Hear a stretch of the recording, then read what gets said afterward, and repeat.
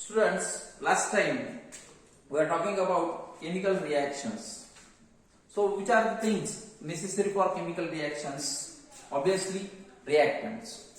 So, the reactants to the left hand side, and from the reactants, whatever we got, we call it as product. म्हणजे विद्यार्थ्यांना आपण बघितलं की रासायनिक अभिक्रिया ह्या रासायनिक अभिक्रिया होण्यासाठी आपल्याला काय महत्त्वाचं आहे? अगदी बरोबर आहे. रासायनिक अभिक्रिया होण्यासाठी आपल्याला महत्त्वाचं आहे ते म्हणजेच त्या अभिक्रियेमध्ये भाग घेणारे घटक, त्याला आपण अभिक्रियाकारक असं म्हणतो. त्या अभिक्रियाकारकांपासून तयार काय होत असतात? उत्पादिते. हे आपण मागच्या पाठामध्ये किंवा मागच्या लेक्चरमध्ये बघितलं विद्यार्थ्यांना. मी तुम्हाला असं पण सांगितलं की आपण आपल्या दैनंदिन जीवनामध्ये अनेक तुम्हाला माहिती असेल आपलं जे काही किचन असतं विद्यार्थ्यांना, त्याला मी नेहमी म्हणत असतो किचन केमिस्ट्री. किचन माहिती आहे तुम्हाला, बरोबर आहे? ज्या ठिकाणी आपली आई स्वयंपाक करत असते त्या ठिकाणी असणाऱ्या ज्या वेगवेगळ्या असे पदार्थ जे आहेत त्या पदार्थांमध्ये आपल्याला प्रत्येक ठिकाणी विद्यार्थी मित्रांनो विज्ञान बघायला मिळतं, त्यातल्या त्यात रसायनशास्त्र बघायला. मग याच आपण आता पुढचा जो मुद्दा या ठिकाणी अभ्यासणार आहोत तो म्हणजेच या अभिक्रियांचे प्रकार अभ्यासणार. Types of chemical reactions. मग हे अभिक्रियांचे प्रकार, yes 9th standard you are already learn it. 9वीला तुम्ही हे शिकलेला आहात विद्यार्थ्यांनी. रासायनिक अभिक्रियांचे प्रकार. मग हे रासायनिक अभिक्रियांचे प्रकार कोणकोणते आहेत? तर रासायनिक अभिक्रियांचे प्रमुख 4 प्रकार आपण बघणार आहोत विद्यार्थी मित्रांनो. एक कॉम्बिनेशन रिएक्शन, ज्याला आपण मराठीमध्ये संयोग अभिक्रिया म्हणतो. दुसरं डिकम्पोजिशन रिएक्शन, ज्याला आपण अपघटन अभिक्रिया असं म्हणतो. तिसरं आहे डिस्प्लेसमेंट रिएक्शन, ज्याला आपण विस्थापन अभिक्रिया असं म्हणतो. आणि डबल डिस्प्लेसमेंट रिएक्शन, ज्याला आपण दुहेरी अपघटन अभिक्रिया असं म्हणतो. विद्यार्थ्यांनो, आपण 1 by 1 परीक्षेच्या दृष्टीकोनातून अतिशय महत्वाचा हा मुद्दा आहे. यामध्ये तुम्हाला डेफिनेशन विचारले जातात. डेफिनेशन बरोबरच तुम्हाला प्रश्न विचारताना एक्झाम्पल दिलं जाईल. त्या एक्झाम्पल वरून तुम्हाला रिएक्शनचा टाइप विचारला जाईल. So first we are going to learn about combination reaction. The name itself suggests students combination. Yes, combine, to combine. बरोबर.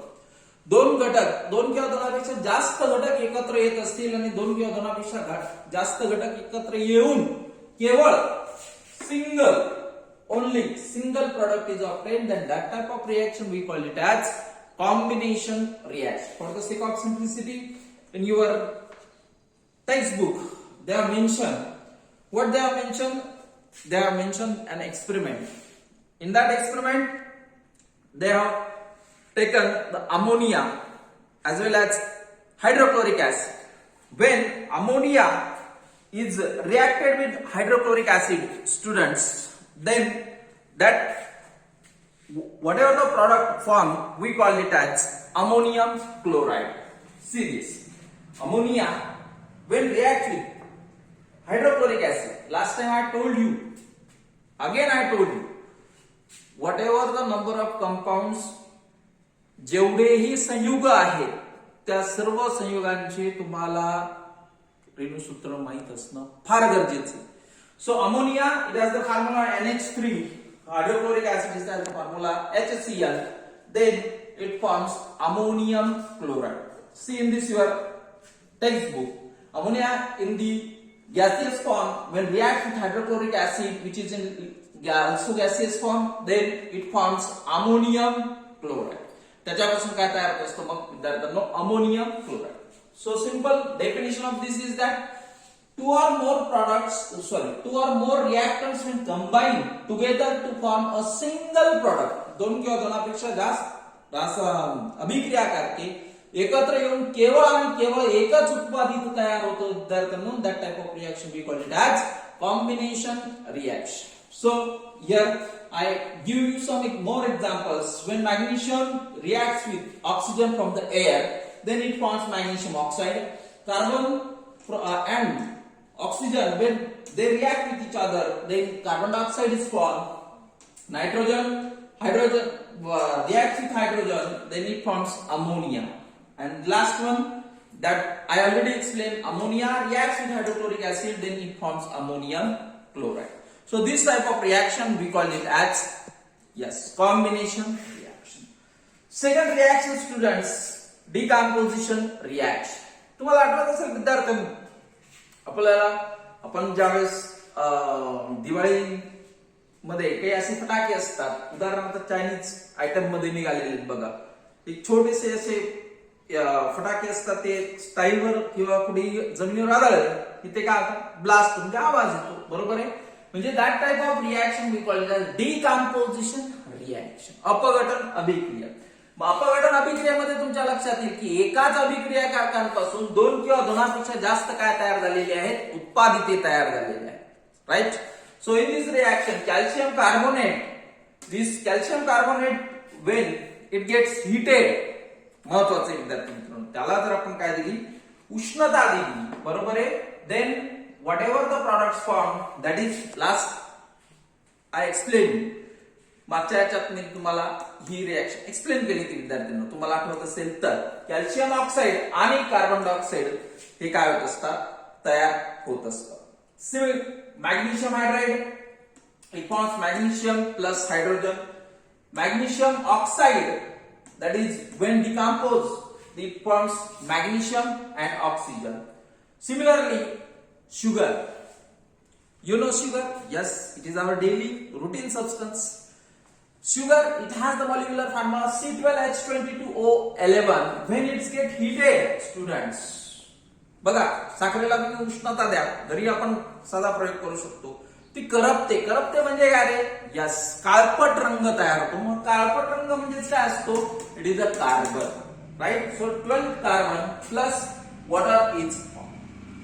Students, in this decomposition reaction, when some reactions in decomposition we have to give one heat to them, आपल्याला काय द्यावी लागते, उष्णता द्यावी लागते, बरोबर आहे. So such type of reaction we call it as thermal decomposition reaction, म्हणजेच त्याला आपण औष्णिक अपघटन अभिक्रिया असं म्हणतो. आणि काही रिएक्शन ज्या असतात त्याच्यामध्ये आपल्याला विद्युत सप्लाय करावा लागतो कम्प्लीट होण्यासाठी, बरोबर आहे.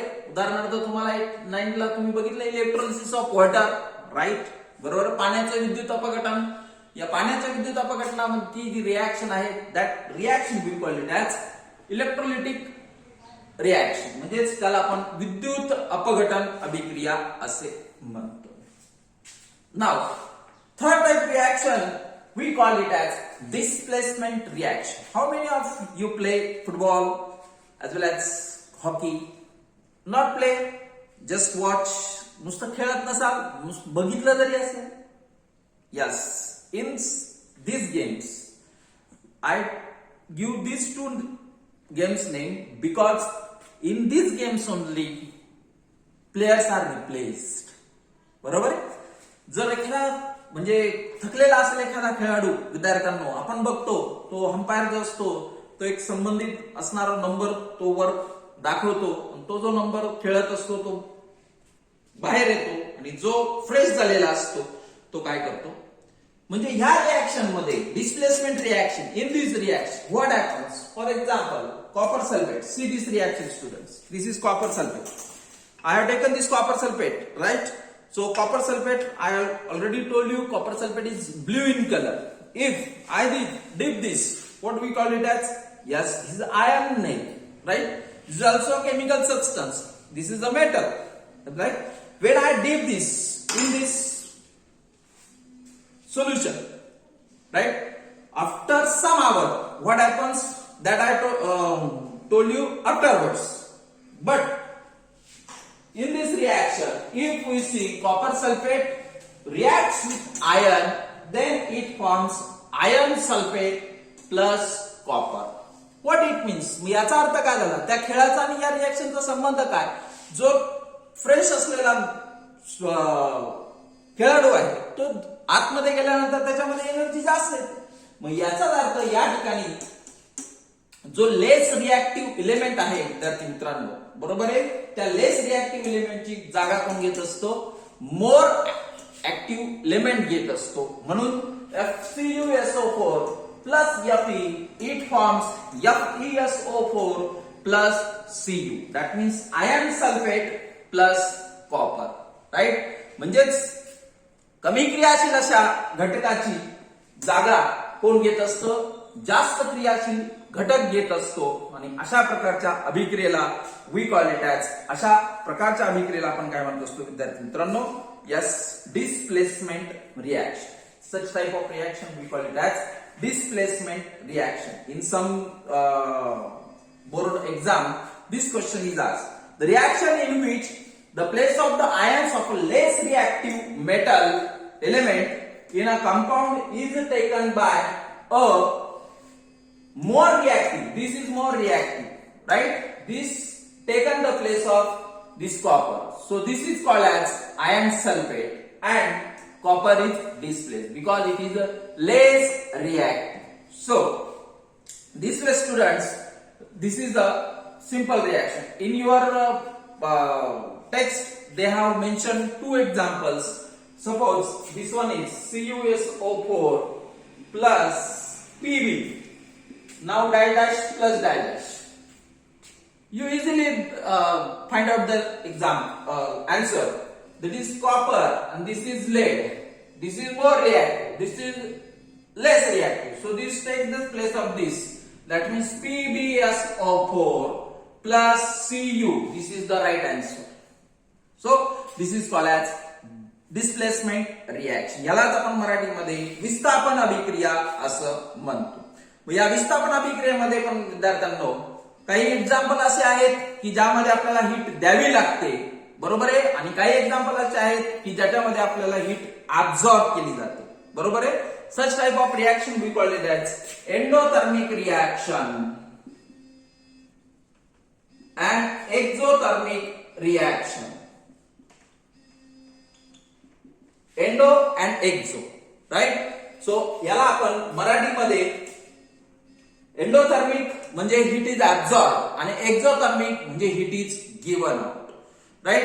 So such reaction we call it as उष्मादायी आणि उष्माग्राही, बरोबर आहे. उष्मा ग्रहण करणे म्हणजेच एंडो आणि उष्मा देणे म्हणजे एक्झो.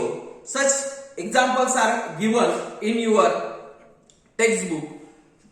अशा प्रकारे उदाहरणं तुम्हाला दिली जातील. Some examples, that is suppose endothermic reaction. The example is CaCO3 plus heat दिली गेली, then CaO plus CO2. Now exothermic, that is calcium oxide. Last time I explained you this reaction reacts with water, it forms calcium hydroxide plus what is liberated? Heat is liberated. So this type of reaction we call it as exothermic reaction. In your exam, the questions may ask, आजपर्यंत विचारला गेला नाही परंतु विचारला जाण्याची शक्यता आहे, difference between endothermic reaction and exothermic reaction. असा जो प्रश्न विचारला गेला विद्यार्थ्यांना तो तुम्हाला त्याचं डेफिनेशन आणि त्याचं एक्झाम्पल देणं गरजेचं आहे, बरोबर आहे. Last reaction we call it as a double displacement reaction, ज्याला आपण दुहेरी अपघटन अभिक्रिया असं म्हणतो. ती दुहेरी अपघटन अभिक्रिया आपण पुढच्या तासाला बघूया. थँक्यू.